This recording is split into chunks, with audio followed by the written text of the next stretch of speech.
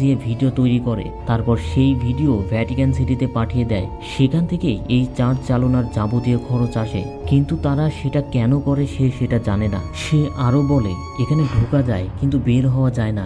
সে এর আগেও এখান থেকে বের হওয়ার চেষ্টা করেছিল, কিন্তু সে তাদের হাতে ধরা পড়ে গিয়েছিল। তাই সে তাকে এইসব বাদ দিয়ে তাদের কথা মতো চলতে বলে। তখন মারেক বলে সে আসলে একজন পুলিশ। এই চার্চ তাদের অনেক আগে থেকেই সন্দেহের মধ্যে ছিল এবং এখান থেকেই আরো 8 জন মেয়ে গায়েব হয়ে গিয়েছিল, কিন্তু কেউ এই চার্চের ব্যাপারে কোনো মামলা করেনি। তাই তারা এই চার্চের ভেতরে ইনভেস্টিগেট করতে পারতো না।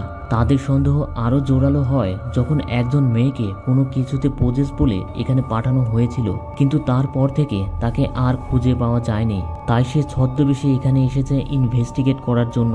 তবে সে ওই মেয়েকে পেয়েছে যাকে গতকাল এক্সরসিজম করা হয়েছিল। তখন পিওটার বেশ অবাক হয়ে যায় এবং তার কাছে অনুরোধ করে তাকে যেন এই চার্চের ভেতর থেকে মুক্ত করে দেওয়া হয়। তারপর পিওটার সেখান থেকে যাওয়ার সময় তাকে সাবধান থাকতে বলে, কারণ তাদের নজর সব জায়গায় আছে।